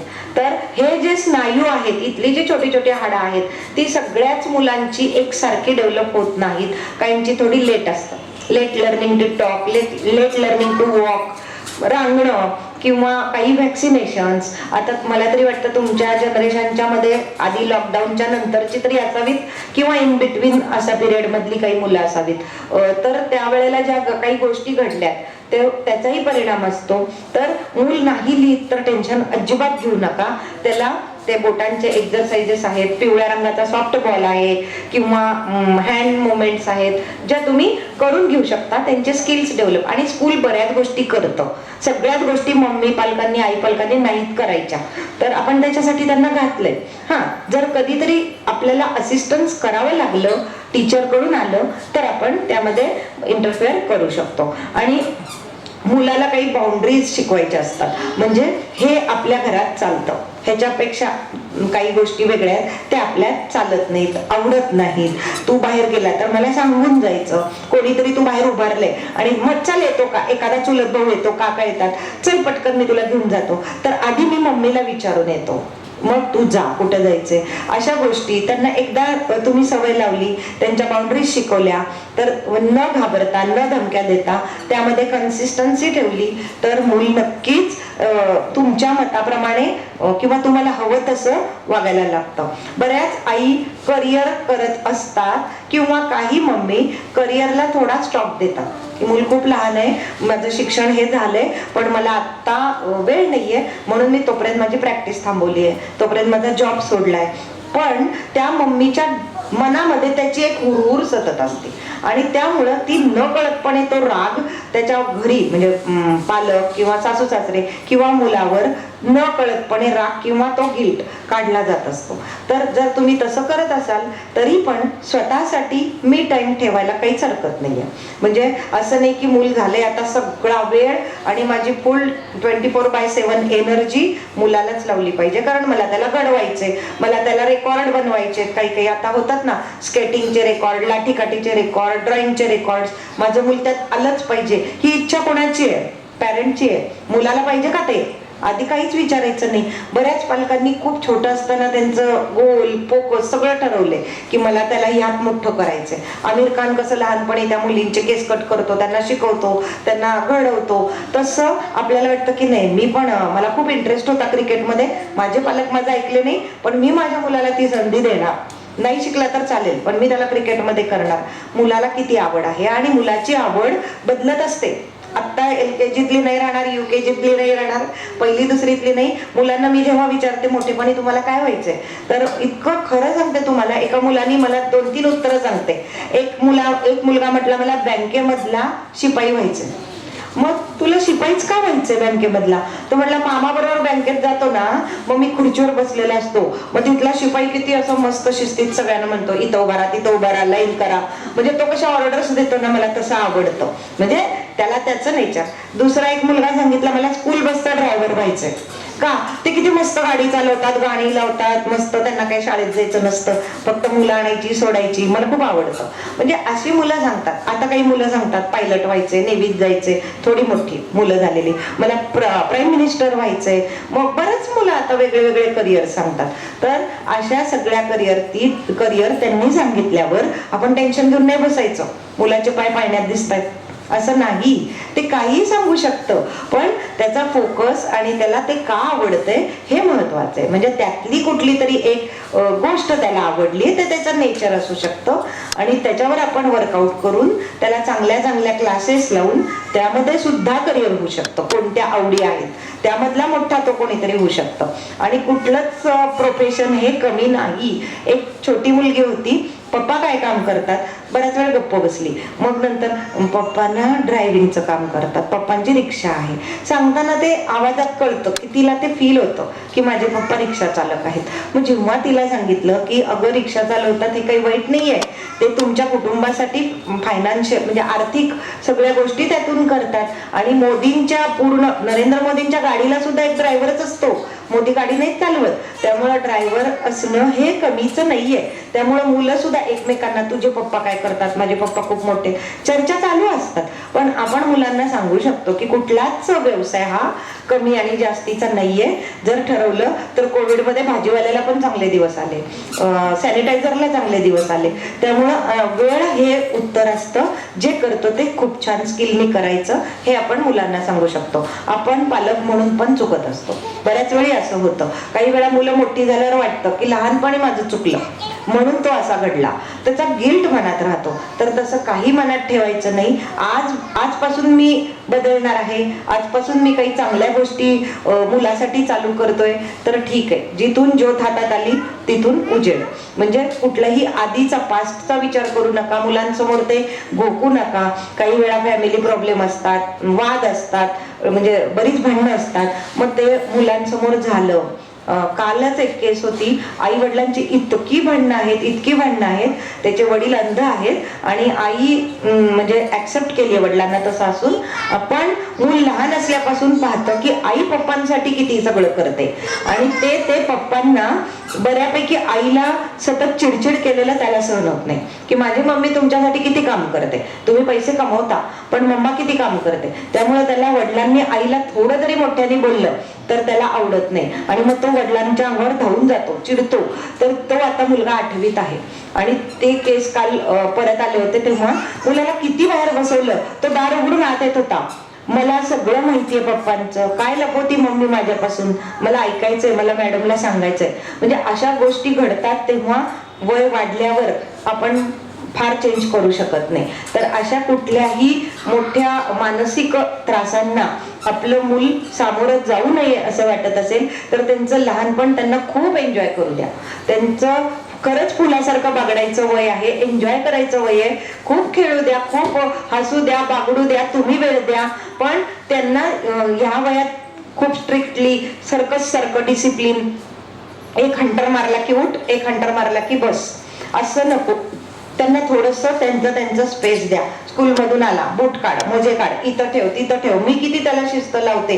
का तर एका मम्मीला वाटायचं की माझ्या मैत्रिणी, आमचा जो ग्रुप आहे डॉक्टर लोकांचा, असं ती मला सांगायची की त्याच्यामध्ये माझ्या मैत्रिणी घरी आलेल्या असतात आणि हा असा येतो आणि शूज असा फेकतो, बॅग असा फेकतो. मग त्या म्हणतात की माझं मूल नाही असं करत. म्हणजे मग मला कसं तरी वाटतं की माझं मूल इन्सल्टिंग वाटतं. आणि ती मम्मी माझ्याकडे जेव्हा आली होती त्या मुलाला घेऊन, कॉर्नरला आमच्या इथे एक किराणा शॉप आहे, तर तिथं ते पुढे लावलेले असतात लेज वगैरे, तर 200 रुपयाची खरेदी केली होती तिने सगळं. का तर जोपर्यंत मला बोलायचंय मॅडमशी तोपर्यंत ते बाहेर खात बसतील. आणि मला ती म्हणत होती की मूल मागं लागलं होतं, कारमध्ये ते ठेवलं होतं, तर आपण कारपाशी जाऊया. मला ते ड्रायव्हरनी ओपन करून दिलं की मी खात बसतो. तेव्हा मला कळलं. मी म्हणलं तुम्ही इतकं का घेतलं? नाही, ते मागतातच दोघं तसं, त्यांना ते नंतर लागतं ना घरी, म्हणून मी तेवढं घेतलं. मग तुम्ही एवढे पैसे पर्समध्ये आहेत असं दाखवू नका. नाही, ते मुलांना माहिती, फोन पे सगळं माहितीये. छोटी मुलं आहेत, ऑनलाईन मम्मी खरेदी करते, त्यांना माहितीये. म्हणजे मूल आपल्या पुढे आहे एक स्टेप. तर आपले बजेट, आपले लिमिट्स, आपले खर्च, आपल्या घरात येणारा पैसा मुलांना वाटतं की आहे की खूप आहेत पैसे. मग तर हे नाही वाटलं पाहिजे. आपला त्याच्यातला खर्च ते कसं आहे सांगायला काहीच हरकत नाही, त्यांच्या त्यांच्या बुद्धीच्या मनाने. तर आपली स्वतःची सेल्फ केअर घेणं पॅरेंटनी पण खूप इम्पॉर्टंट आहे. कारण जेव्हा एखाद्या मम्मीची पप्पांची हेल्थ चांगली नसते किंवा त्यांना ओव्हरलोड असतो, तेव्हा पण मुलांवर खूप चिडचिड होते. तर आपण स्वतः सुद्धा आपलं एक रुटीन आहे दिवसभराचं, वॉकिंग आहे, योगा आहे, मेडिटेशन, प्राणायाम आहे, या गोष्टी आपण करतोय तर मुलं पाहतील आणि आपली हेल्थ चांगली, सिर सलामत तो पगडी पचास. म्हणून आता मूल झालंय, माझी सगळी जबाबदारी म्हणजे मूल मूल आणि मूल. मी आता वेळच पुरत नाही, मला मी करतच नाही, करूच शकत नाही, अशा गोष्टी होण्यापेक्षा आपण मुलाला घडवत असताना स्वतःच्या प्रायोरिटी पण ठेवल्या पाहिजेत. कारण का लाईफ खूप पुढे जात आहे. सौरभ बोत्रा जे योगा घेतात, IITian आहे, त्यांच्या जे योगाचे बरेच काही काही होतात, आता बऱ्याच जणांना माहीत असेल, त्याच्यामध्ये एकच वाक्य होतं की जे मला प्रेरित केलं आणि तेव्हापासून मी पेड क्लास लावला, की ते म्हणले आज नाही तर कधीच नाही. म्हणजे तुम्ही जर आत्ता नाही योगा चालू केला तर या पुढच्या लाईफमध्ये दुखणी मागं लागतील, तेव्हा तुम्ही योगा करू शकणार नाही. तर ते होऊ नये म्हणून तुम्ही आत्ता जॉईन करा. तर असंच आहे, आत्ताचं एज खूप छान असतं, तुम्ही सुदृढ आहे, हेल्दी आहे, पण त्याची काळजी घेतलीच पाहिजे. बँकेमध्ये पैसे का ठेवताय की आपल्याला पुढच्या काळात उपयोगी व्हावेत, आपल्याला एन्जॉय करता यावा, ना की ते दवाखान्यावर खर्च व्हावेत. तर त्यासाठी आपली स्वतःची इम्युनिटी, रेजिस्टन्स, हॅपीनेस, आपला स्वतःचा स्ट्रेस कमी करणं, लेट गो करणं, काही गोष्टी इग्नोर करणं, नाती आहेत तशी ऍक्सेप्ट करणं. काही नाती असतात आणि जवळच्या नात्यातच थोडे हेवेदावे असतात, म्हणजे असं असतं की ते काहीतरी पूर्वजन्मीत असतं म्हणून एकत्र आपण परत या जन्मी येतो, बरेच काही काही असतं, म्हणजे प्रत्येक धर्माच्या वेगळ्या, पण तरी सुद्धा आपण सगळे एक आहोत. हे आपलं कुटुंब आहे, व्यक्ती तितक्या प्रकृती, म्हणजे वागणार ते वेगळे वेगळे, पण आपण किती वेळ ते धरून ठेवायचं. मम्मी किती त्रास करून घेते स्वतःला, मुली सल्ला देतात मम्मीला, अगं मम्मी सोडून दे. एका मुलीने मला कॉलेजमधल्या सांगितलं, माझी आई कधीच हसत नसती, हॉस्टेलवरून गेलं की आईचं तोंड पडलेलंच असतं, रडतच असती सारखी, आजी तिला सारखी काहीतरी बोलत असती, मग मला घरीच जाऊ वाटत नाही. म्हणजे किती छोट्या छोट्या गोष्टी अशा मोठ्या होत जातात. मुलांना तुम्ही हसरे पाहिजे आहात, म्हणजे तुम्ही एकदम एन्जॉयफुल पाहिजेत. तर तुम्ही जेव्हा घरी जाता, मी एक पप्पा पाहिलेत, त्यांना ऑफिसमध्ये मोबाईल पाहता येत नाही, तर ते घरी आले ना, आता मी मोबाईल बघणार, ते त्यांचा त्यांचा मोबाईल पाहतात. आता तू बघ ना ग, मग आई म्हणते मी दिवसभर सांभाळले, आता तू बघणार आहे. म्हणजे यामध्ये ते मूल बरोबर फायदा करून घेतं की तुम्ही दोघं पण बघा, मी पण बघतो, म्हणजे असं होत जातं. तर म्हणून आपण थोड्या थोड्या, आताची मुलं म्हणजे आत्ताच्या हजबंड वाईफ बऱ्यापैकी पूर्वीच्या पेक्षा एकमेकांना समजून घेतात, हे दिसून येत आहे. म्हणजे इव्हन काही पप्पा मुलांना स्कूलला रेडी करतात, सोडायला जातात, बऱ्याच अंशी आता दोघं पण जबाबदाऱ्या वाटून घेतात. तर ज्यांच्याकडे घेत नसतील त्यांनी भांडून उपयोग नाहीये, आणि ज्यांच्याकडे घेतात त्यांनी अति पण एकमेकांना लोड देऊ नये, समजून घ्यावं, कारण का त्यामधून आपल्या मुलासाठी ते फायदा आहे. म्हणून बी माइंडफुल, बी वॉचफुल, आणि आपली जी पॅरेंटिंग चालू आहे त्यामध्ये कधी कधी काही चेंजेस करावे लागतात. हार्ड अँड फास्ट रूल काही नाहीये की मला असं माहितीये, मी असं आज वाचलं, गुगल, युट्यूब खूप खूप येतं आपल्याला त्यावरती. म्हणजे एक पॅरेंटिंगची तुम्ही जर नुसती युट्यूब लिंक पाहिली तर तुम्हाला त्या बऱ्याच बऱ्याच येतील. मग कन्फ्यूज होतो, कधी कधी रूल्स कुठले लावायचे कळत नाहीत. मग मी बरोबर आहे का, मी चूक आहे का, मग माझ्या सासूबाई बरोबर आहेत का, माझे पप्पा आमच्याशी कसे वागले, बऱ्याच गोष्टी असतात. आपल्या मनामध्ये सतत काहीतरी चालू असतं आणि त्याच वेळेला जग फास्ट पुढेही चाललेलं असतं. मग मी नक्की आत्ता काय करावं, अशा कन्फ्युजन मध्ये आपण असतो. म्हणून आपला फोकस जो आहे तो बऱ्यापैकी आपल्या सुद्धा प्रगतीवर ठेवायचा आहे आणि आपल्या मुलाला एंगेज ठेवण्यावर ठेवायचं आहे. Engage in fruitful positive activities. ते मूल उड्या मारतंय आणि तुम्हाला ते नकोय, तुम्ही पडशील, तुला लागेल, तू असं करू नकोस, ही 3 वाक्य आपली सारखीच असतात. तर त्यापेक्षा त्याच्या ऐवजी काय कर, हे त्याला काहीतरी एक ऍक्टिव्ह तुम्ही काहीतरी दिलं, अरे अरे हे बघ इकडं, डिस्ट्रॅक्ट करा, तर आपोआप मग ते तुम्हाला हवं ते करतं. पण नको म्हणलेली गोष्ट खूप चिवटपणे मूल परत करतं. एक वर्कशॉप होतं, त्याच्यामध्ये 3 डबे ठेवले होते आणि ते 3 डबे वर्कशॉप मधल्या प्रत्येकाने यायचे आणि ते 3ही डबे झाकण उघडून पाहायचे आणि 4था डबा उघडायचा नाही. टोटल 4 डबे होते असे ओळीनी, आणि यायचे 3 डबे उघडायचं, जागेवर जाऊन बसायचं. पॅरेंटसाठी वर्कशॉप होतं. प्रत्येक पॅरेंट पुढे आले, 3 डबे उघडून पाहिले आणि जागेवर बसले. मग ज्यांनी सेमिनार कंडक्ट केलं होतं त्यांनी क्वेश्चन विचारला, काय चाललंय मनात, तुमच्या पण मनात चाललंय की 4था डबा का नाही उघडायचा? कारण तसं सांगितलेलं असतं, 3 डबे उघडा, पहा, 4था डबा उघडू नका आणि जागेवर बसा. तर 3 डब्यात काय पाहिलं ते सुद्धा विसरले, पण 4था का नको उघडायचा, काय होतं त्यामध्ये? तर आपण जेव्हा मुलाला म्हणतो नको करू नको करू, त्या गोष्टीची उत्सुकता वाढते.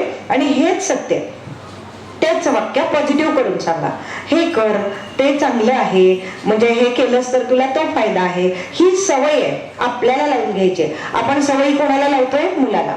तर थोड्याशा सवयी जर आत्ता आपण आपल्यात डेव्हलप केल्या, तुम्हाला जाणवेल की हा, आम्ही छान पॅरेंटिंग करतोय. एक प्रकारची खुशी होते आपल्याला, आपलाही आत्मसन्मान वाढतो. मुलं आपलं रोल मॉडेल करणार आहेत, मुलं पण पॉझिटिव्ह बोलायला सुरू करतील. मुलं सुद्धा रागाला आल्यावर तुम्ही कसं व्यक्त करता? मग मी थोडा वेळ शांत बसते, थोडं ब्रीदिंग करते आणि मग योग्य शब्दात सांगते. तसंच मी पण केलं पाहिजे.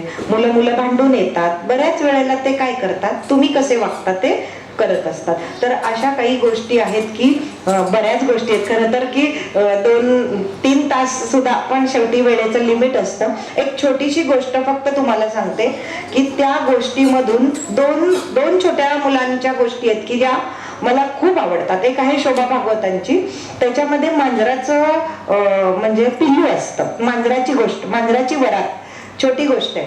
तर ही तुम्ही तुमच्या मुलांना सांगू शकता. आणि मी स्कूलमध्ये बऱ्याच वेळा सांगते, मांजराची वरात मध्ये एक आजोबा आजी असतात. ही गोष्ट खूप वाढवून सांगता येते, तुम्हाला शॉर्ट सांगते. आजी आजोबांना वेळ जात नसतो, त्यांची मुलं परदेशात असतात, मग त्यांना करमत नसतं. मग ते म्हणतात की काय करूया, कुठला तरी एक प्राणी पाळूया. मग दोघांच्या संगनमताने ठरतं मांजर पाळूया. मग कुठून आणायचं? मग आजोबा जातात जंगलामध्ये, त्यांचं घर असं बाहेर अशा साईडला असतं, ते जंगलात जातात. मग ते मुलांच्या डोळ्यापुढे आणायचं, इतकं छान सांगायचं. आणि मग जंगलात गेल्यावर आजोबांना एका झाडाखाली खूप सुंदर पिल्लू दिसतं आणि मग आजोबा त्याच्याशी बोलतात, अरे माझ्या घरी येतोस का? ते हो म्हणतं. आजोबा त्याला उचलून घेतात, असं ऍक्शन वगैरे करून. मग ते आजोबा त्याला असं जवळ धरून घराकडे चालले. थोड्या वेळाने आजोबांना असं काहीतरी मागं हलताना दिसतं. बघतात तर त्यांच्या मागं 100 मांजरं लागलेली असतात जवळजवळ.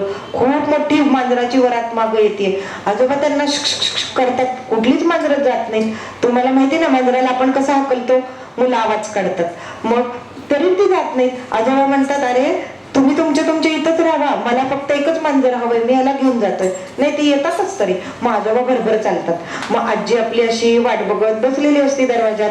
आजोबा येतात आणि आजोबा आल्यावरती तिला दिसतं की आजोबाच्या हातात एक मांजर आहे, मागं एवढी मोठी मांजराची वरात आहे. ती म्हणते आजोबा म्हातारे झाले, त्यांना कळतच नाही. एक मांजर आणा म्हणलं की किती मांजर आणले. आणि मग ती चिडती. मग तिला एकदम भीती वाटते. ती काय करते, दार लावती आणि खिडकीतून आतनं बघायला सुरू करते. आजोबा येतात. ती म्हणते तुम्हाला एकच मांजर आणा म्हणलं होतं, एवढी का आणली? आजोबा म्हणतात, अगं ही सगळी माझ्या मागं आलेत. तर मग त्यांना आजी आणि आजोबा समजून सांगतात की आम्ही गरीब आहे, आमच्याकडे एवढं दूध नाहीये तुम्हाला देण्यासारखं, तुम्ही तुमच्या घरी जावा, आम्ही एकच पिल्लू पाळणार आहे. तर प्रत्येक मांजर म्हणतं मला इथं राहायचंय, मला तुमच्या इथं राहायचंय. तर मग मी करायला लागल्यावर ते एक सोल्युशन काढतात की कोणी राहायचं आमच्या इथं. तर ते म्हणतात, जे मांजर सगळ्यात खूप सुंदर आहे, दिसायला सुंदर आहे, हुशार आहे, तेच मांजर फक्त इथं राहावं, बाकीच्यांनी जावा म्हणल्यावरती प्रत्येक मांजर म्हणायला लागतं, मी हुशार आहे, मी दिसायला छान आहे, मी राहणार, मी लहान मुलं करतात तसं, मला मी असं. तर खूप वेळ तो गोंधळ चालतो. आजी आजोबा असे कान बंद करून बसतात आणि दरवाजा बंद करतात. बाहेर खूप चाललेलं असतं आणि मग बऱ्याच वेळाने गोंधळ शांत होतो. त्यांना असं वाटतं काय झालं नक्की. बाहेर येऊन बघतात तर बरीच मांजरं भांडून एकमेकांना बोच करून पळून गेलेली असतात घाबरून. फक्त झाडाखाली एक छोटस पिल्लू घाबरून बसलेलं असतं, खूप घाबरलेलं असतं.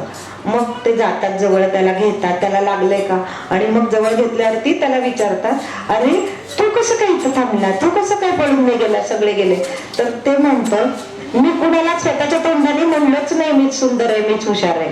मी माझं शांत बसून राहिलो, म्हणून मलाही कोणी मारलं नाही, मी कोणाला मारलो नाही, मी इथं बसलो. मग ते म्हणतात की हा हेच मंजर आता आपण पाळूया. मग मुलांना जेव्हा ही गोष्ट सांगते काय शिकलात, तेव्हा मुलं खूप सुंदर सुंदर तुम्हाला मॉरल सांगतात. त्यामधून आपल्या तोंडाने कधीच आपलं कौतुक करायचं नाही, असं म्हणायचं नाही. वेगळे वेगळे सांगतात मुलं. आणि एकाने सांगितलं मांजर कधी पाळायचं नाही, म्हणजे सांगितलं की आजोबांना कळत नसतं, आजीनेच जायचं मांजर आणायला. म्हणजे आपल्या घरात असतं ना आजोबांचं ओल्ड एज असतं, थोडं त्यांना जमत नसतं. खूप वेगळे वेगळे सांगतात मुलं. तर तुम्ही सुद्धा आपलं मूल काय खेळतंय, कधी बड्डेला बोलवा एकत्र, त्यांच्यातले एकमेकातले संभाषण, त्यांची बौद्धिक कुवत हे तुम्हाला कळतं. हे एक आहे की म्हणजे ऍप्रिसिएशन किंवा स्वतःला सतत मलाच पाहिजे हे कमी करायचं असेल तर या गोष्टीचा खूप उपयोग होतो. किंवा टीचर सुद्धा म्हणतात ना की एकाने पुढे या, सगळेजण मी करतात. मग ते बऱ्यापैकी आता मुलांना यातनं कळतं, गोष्टींमधून मुलांना खूप कळतं. तुम्हाला जर मुलांना दररोज एक गोष्ट सांगता आली तर त्यापेक्षा सुंदर काहीही नाही. याच्यात एक गोष्ट आधी बघून घ्यायची, मुलांसमोर बघत बसायची नाही. 2-3 मिनिटाच्या स्टोऱ्या खूप छोट्या छोट्या असतात. तुमच्या मुलाचं एज घाला, मोटिवेशनल स्टोरी, किड स्टोरी, इन्स्पायरिंग स्टोरी असं घाला, तुम्हाला स्टोऱ्या छान मिळतील. आणि जाता जाता एक छोटीशी गोष्ट ह्या बदलापूर प्रकरणासाठी तुम्ही आज मुलांना सांगायची, खूप छोटी आहे. एक खारुताई असते आणि वडाच्या झाडावर जंगलात राहत असते. तिला एक छोटस पिल्लू असतं आणि तिला सतत भीती वाटते की माझं पिल्लू अजून इतर प्राण्यांना ओळखत नाहीये आणि ते बाहेर पडेल तर कोणी त्याला काहीतरी करेल आणि मग मी कसं ह्याला जपू. मग ती सांगते जवळ घेऊन छोट्या पिल्लूला, मी तुझ्यासाठी फक्त 3 रूल्स करते, तर ते 3 रूल्स तू जर फॉलो केले तुला कुठंच धोका नाही, तू सेफ असशील. तर ते म्हणतं कोणतं, तर पहिला रूल असतो की आपण या झाडापाशीच खेळायचं तू, आणि कोणी पण स्ट्रेंजर जर इथं आलं तर त्याच्याशी जास्त बोलायचं नाही. स्ट्रेंजरनी तुला काही खायला वगैरे दिलं तर खायचं नाही. पहिला रूल आहे झाडापाशी खेळायचं, कोण स्ट्रेंजर आलं त्याच्याशी जास्त बोलायचं नाही, किंवा त्यांनी काही खायला दिलं तर लगेच घेऊन खायचं नाही. आणि तिसरा रूल आहे दिवसभरात काही पण घडलं मम्मीला येऊन संध्याकाळी सांगायचं, किंवा तुला नाही पटलं तर लगेच येऊन सांगायचं. ते हो म्हणते आणि असे दिवस जात असतात. आणि एके दिवशी काय होतं, एक कोल्हा त्या झाडापाशी येतो, त्याच्या हातामध्ये ग्रीन ऍपल असतं आणि मग ते खारुताईच्या पिल्लूला कधी पाहिलेलंच नसतं त्याने ते ग्रीन ऍपल, ते अट्रॅक्शन वाटतं. तो कोल्हा काय म्हणतो, तू खारुताईचीच पिल्लू आहे का? हो. ती खारुताई माझी फ्रेंड आहे, झाडावर आहे का आता? कुठे आहे? नाही ती घरात आहे. हो का, मग तू किती गोड आहेस, तिची मुलगी एवढी मोठी झाली मला माहित नाही. मग ती म्हणते तुम्ही कोण? तो म्हणतो अगं मी तुझ्या मम्मीचा फ्रेंडच आहे. मग हो का, मग ती गप्पा मारते, तिला वाटतं हा काही स्ट्रेंजर नाहीये. मग हे मी खातोय त्याचं नाव माहितीये का? नाही. मग तुला पाहिजे का? हो मला पण आवडेल. मग तो म्हणतो तिकडे लांब एक सफरचंदाची बाग आहे आणि तिथनं मला तिथल्या माळ्याने मला हे सफरचंद दिले, तुला पाहिजे का? ती म्हणती हो. मग चल माझ्यासोबत. आणि मग ती जाती त्याच्याबरोबर. मुलांच्या डोळ्यापुढं ते येतं की खारुताई मागं पळतीये. खारुताई कशी चालते? बरोबर बरोबर. कोल्हा कसा चालतो? तिला पण सोबत घेऊन बरोबर चालतो. आणि मग त्यांना ती ऍपलची बाग दिसते. ऍपलची बाग दिसल्यानंतर तिथं माळी उभा असतो. त्या माळ्याला बघून तो कोल्हा म्हणतो लपून बस माळी आपल्याला बघेल. तेव्हा त्या खारुताईला वाटतं हा तर म्हणला होता माळी माझा फ्रेंड आहे, माळ्याने मला दिलंय, म्हणजेच हा मला काहीतरी खोटं बोललाय किंवा मला हा फसवतोय. आणि म्हणून तिच्या मनामध्ये ते मम्मीचे रूल आठवतात आणि जी जोरात धूम पळत सुटते, झाडापाशी आपल्या मम्मीपाशीच येते घरी आणि तिला असं धडधड होत असतं. मम्मी म्हणते काय झालं? तर ती सांगते की मम्मी मी तुझे 2 रूल्स मोडले. स्ट्रेंजर बरोबर बोलायचं नव्हतं, आपला एरिया सोडून जायचं नव्हतं, आणि त्यांनी काहीतरी खायला दिलं तर ते म्हणजे मागितलं मी आणि मी गेले. पण मम्मी तिथं गेल्यावर मला 1 मिनिटात कळलं की तो म्हणला होता माळी माझा फ्रेंड आहे, त्यांनी मला दिलंय. आणि तिथं गेल्यावर म्हणला लपून बस माळी आपल्याला बघेल. म्हणजे तो काहीतरी खोटं बोलतोय म्हणल्यावर मला तुझी आठवण आली आणि मी खूप घाबरून पळत आज मी इथं आले. आणि मम्मी सॉरी मला चुकलं. मग मम्मी म्हणते ठीक आहे, तू लहान आहेस, तू चुकू शकतेस, मी आहे ना तुझ्यासोबत. पण तू तिसरा नियम फॉलो केला की नाही, मम्मीला सांगितलं की नाही, मी तुला कुठल्याही संकटापासून वाचू शकते, घाबरू नकोस. नकोस, मी तुझ्यासोबत आहे, आय एम विथ यू. हे मुलांना खूप महत्वाचं आहे जेव्हा त्याच्या बाबतीत काहीतरी घडतं तेव्हा. तर या एवढ्याशा गोष्टीमधून मी ही गोष्ट मुलांना सांगते, पण अगदी फ्रॉम LKG पासून 9वी-10वी पर्यंतच्या सुद्धा थोडी सांगायची पद्धत आणि भाषा वेगळी असते. आणि आता बोला काय कळलं तुम्हाला? मुलं सगळं सांगतात. मम्मीला न सांगता बाहेर जायचं नाही, अनोळखी माणसाशी दोस्ती करायची नाही, कोणी काय खायला दिलं तर खायचं नाही, मम्मी पासून काही लपवायचं नाही. एवढंच तर आपल्याला सांगायचंय मुलांना की तुमच्या बाबतीत काही होतंय तर ते आपण हे रूल्स म्हणून सांगणं वेगळं आहे आणि गोष्टीतून वेगळं आहे. तर मला फक्त एक छोटे डेमो द्यायचे होते तुम्हाला की तुम्ही हे सगळं करू शकता. अशा गोष्टी घडतील तिथं माझी मुलगी कधी बळी जाणार नाही असं जेव्हा वाटतं तेव्हा माझा मुलगा सुद्धा अशा गोष्टी करण्यामध्ये कुठंच नसेल, लहानपणी नाही मोठेपणी नाही. ही काळजी प्रत्येक मम्मीने घेतली, पालकांनी घेतली. अशा घटना निदान तुमच्या पिढीमध्ये पुढच्या काळामध्ये तरी अलर्टनेस अवेअरनेसमुळं होणार नाहीत. ज्या होत आहेत त्या चुकीच्या आहेत, पण त्याच्यामुळे घाबरूनही जायचं नाहीये. काल एक पालक आले होते स्कूलमध्ये, आम्हाला सगळे CCTV चेक करायचे. 4-5 पालकांना त्यांनी घेऊन आणलं होतं आणि दाखवत नाही तर लिहून द्या. म्हणजे स्कूल्स पण सगळ्या गोष्टी करतात. 40-40 CCTV आहेत सगळ्या स्कूल्सला, पण कधी कधी एखादा बंद पडतो, कधीतरी ऑपरेट नाही होत. मग ह्याचा फायदा काहीतरी घेतला जातो. पण आपण जसं फी भरतो आपण त्यांना काहीतरी विकत घेतो असा भाव आणण्यापेक्षा आपली पण जबाबदारी आहे. आपलं मूल मोबाईल TV वर काय बघतंय, इव्हन छोटी मुलं मुली सुद्धा आपण मॉड कपडे देतो त्यांना घालायला, आपल्याला आवडतं, आपल्याला जे मिळालं नाही ते आपण सगळं देतो. पण तरी पण कुठंतरी थोडा संस्कृतीचा किंवा मुलांच्या बाबतीतल्या ज्या काही गोष्टी आहेत, मुली मुलं तर किंवा फ्रेंड्सच आहेत, चालतं, ते खेळतात एकत्र, तर कॅज्युअल घेऊ नका. तर काही गोष्टी आहेत त्या पूर्वीपासूनच्या लोकांच्या चांगल्याच होत्या. काही गोष्टीत बदल करा, पण प्रत्येक गोष्ट उधळून लावू नका की हे काय जुन्या पिढीचे आहेत तुम्ही, किती ऑर्थोडॉक्स आहेत, हे कसं नसतं. इव्हन आताची छोट्या मुली मेकअप पण करतात. म्हणजे मम्मीला वाटतं की तो इको मेकअप आहे, हर्बल मेकअप आहे, चालतं. मम्मी लावताना तिला लावू वाटतं, मग मम्मी तिला हर्बलचं आणून देते की. तर ह्या गोष्टी किती लिमिट्स मध्ये ठेवा, किती अलाव करा, या सगळ्या तुमच्या हातात आहेत की जेणेकरून आपलं छोटं मूल अशा गोष्टींना बळी पडू नये. त्यासाठी संवाद वाढवा आणि अशा कुठल्याही गोष्टींचं तुम्हाला स्ट्रेस आला, टेन्शन आलं, त्यांच्या टीचरशी बोला किंवा तुमच्या नात्यातल्या कोणी अनुभवी व्यक्ती असतील बोला, नाहीतर काउन्सिलरशी बोला. कुठल्याच गोष्टीचं टेन्शन घेऊ नका. एखादी घटना म्हणजे आयुष्य नाही. आपण आणि आपलं मूल त्यातनं लगेच बाहेर पडलं तर कुठले चोरखाडे राहत नसतात. तर तुम्हाला कधी लागली हेल्प तर मी पण आहे, पण तज्ञ व्यक्तीलाच विचारा. कधी कधी काय होतं, आपण कोणाला तरी विचारतो आणि त्याप्रमाणे फॉलो करतो, कधी कधी ते थोडंसं चुकीचं असतं. तर असं होऊ नये म्हणून चांगलं मार्गदर्शन घ्या. दररोज काहीतरी पॅरेंटिंगच्या चांगल्या गोष्टी केल्या म्हणून स्वतःला शाबासकी द्या. आणि आजच्या जमत असेल तर आजच्या दिवशी मी माझ्या मुलाला मारणार नाही एवढी तरी शपथ मनात घेतली तर आजचं माझं सेशन चांगलं झालं असं मी मानेन. तुम्हाला काही प्रश्न विचारायचे असतील वगैरे तर तुम्ही विचारू शकता. करेक्ट. 2 मुलं, त्यामधलं एक मोठा असेल एक छोटा असेल आणि मग मोठ्याला म्हणलं जातं की तू मोठा आहे किंवा तू मोठी आहेस आणि सतत धाकट्याची बाजू घेतली जाते. हे होतच आले पूर्वीपासून. पण आता कसं होतंय की मोठं मूल सुद्धा तसं छोटंच असतं. म्हणजे वयाने जर तुम्हाला एक मूल आता 2रीत आहे आणि एक LKGत आहे तर 2रीतलं मूल कायम मोठं आहे असंच त्याला बिहेव केलं जातं. तर आपण बऱ्यापैकी म्हणजे दोघांच्या भांडणामधलं पहिलं सांगते, त्यांच्या दोघात जर काही वाद होत असतील तर मी दोघांची पण बाजू घेणार. मी दोघांची पण मम्मा आहे. मला त्याला पण मारायचं नाहीये, मला ह्याला पण सारखी सूट द्यायची नाहीये. हे पूर्ण प्रिन्सिपल लक्षातच ठेवायचंय.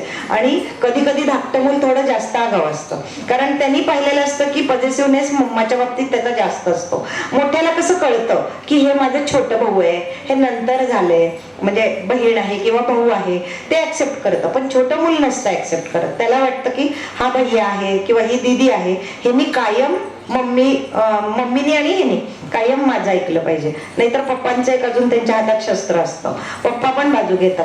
तर अशा वेळेला बऱ्यापैकी आपण दोघांना पण समान न्याय द्यायचा प्रयत्न केलाच पाहिजे. आणि किंवा आज यावेळी त्याला रागवलं, पुढच्या वेळी त्याला रागवलं, किंवा हातात एकच वस्तूसाठी भांडतंय तर लगेच दोघांना 2 समान वस्तू देणं हे उत्तर नाहीये. कारण आता मी बरंच बघते की ट्विन्स आहेत किंवा साधं लहान मोठी मुलं आहेत, घेताना 2च गोष्टी घ्यायच्या, भांडण नको, आमच्या मुलांना म्हणजे आम्ही रडवत नाही असं करण्यापेक्षा थोडा थोडा वेळ दोघांनी हे करणं. आणि सगळ्यात म्हणजे आपला पेशन्स ठेवणं. त्या मुलांचं वयच आहे भांडत भांडत मोठं व्हायचं, त्यांच्या भांडणाचा स्ट्रेस नाहीच करायचा. थोडीशी भांडणं चांगली आहेत, त्यामधून त्यांना जिंकायचं कसं, सरतं कसं घ्यायचं, माफी कसं मागायचं हे कळत जातं. कारण जगामध्ये तुम्ही नाही जाऊ शकणार ना, क्लासमधल्या मुलांच्या बाबत, मोठ्या मुलांच्या बाबत, काही ट्युशन आहेत, खेळाचे क्लास आहेत, तिथं मोठी मुलं आणि लहान मुलं एकत्र आहेत, मग तिथं तुम्ही नसणार आहात पॅरेंट म्हणून. मग अशा वेळेला त्याला त्याच स्ट्रगल करायला पण शिकलं पाहिजे. त्याला त्याची चूक स्वतः हात न उचलता धाकट्या भावाला सांगता आली पाहिजे. नाहीतर मग काय करतात, तू मारत नाही ना म्हणून मी मारून मोकळा होतो असं करतात मोठी मुलं. मम्मीला सांगून उपयोग नाही, मम्मी त्याचीच बाजू घेते म्हणून ते मारतात, किंवा मग त्याची जेलसी करायला लागतात.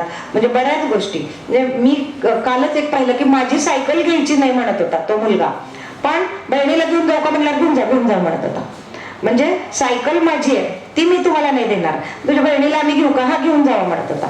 म्हणजे इतकं मग चिड यायला लागते मनामध्ये मुलांना. तर दोघांच्या बाबत माझ्याकडून तरी समान, हे पण माझंच आहे ते पण माझंच आहे, ह्यालाही तेवढंच कळतंय त्यालाही तेवढंच कळतंय. म्हणजे आधी झालंय म्हणून खूप कळतंय असं हे नको. एक क्वेश्चन असा आला होता, मुलांना घेऊन प्रवास कसा करायचा, तेवढ्याशा गाडीत 2 मुलं खूप भांडतात. त्या आईच्या डोक्याला इतका हेडेक होतो की प्रवासच नको, 6-7 तास प्रवास नको, मग घ्या मोबाईल, गाडीभर मोबाईल दोघांना.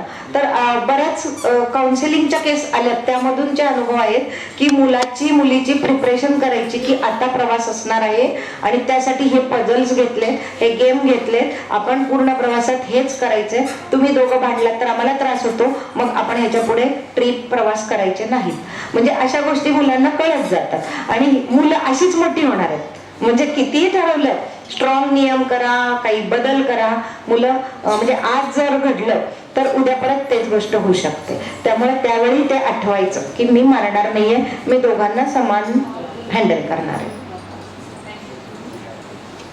तो 4 वर्षाचा होता ना, तोपर्यंत त्याला सगळं मला सांगायचं असतं. मला घरी कुणाला काहीतरी सांगायचं असतं, सोबत असावं त्याला वाटायचं. 5-5.5 वर्षानंतर ना, तुम्ही येऊ नका, तुम्हाला कळत नाही, तुम्हाला माहीत नाही, मी करतो. आधी आम्हाला विचारून करायचं. आणि तो आता पॅटर्न थोडा चेंज होतोय. हे असं का होतं, नंबर 1. नंबर 2, फिजिकली प्रेझेंट असतो, मेंटली ॲब्सेंट असतो. पण त्यावेळेच्या गोष्टी काही विचारले तर तो बरोबर सांगून पण टाकतो. अटेंटिव्हनेस. आणि मग बऱ्याच वेळा टीचर्सकडनं वगैरे असं म्हणलं जातं स्कूलमधून की आम्ही त्याला सांगितलं की ही बुक काढ, सगळी मुलं काढतात, तो काढत नाही. पण अल्टिमेटली त्या लेक्चर किंवा त्या पिरियडमध्ये काय झालं विचारलं तर त्यावेळेला उत्तरं त्याची असतात. मग त्यांना ते प्रेशराईज होतं. तर हे किती म्हणजे ह्याला कसं टॅकल करायचं? खूप चांगला प्रश्न आहे. आता ह्याच्यामध्ये 8 प्रकारच्या बुद्धिमत्ता. एक राहिला अजून. त्याला काही गोष्टी खूप आवडतात आणि ते त्याचे छंद बनतात, पण तो त्याच्यावर थांबत नाही.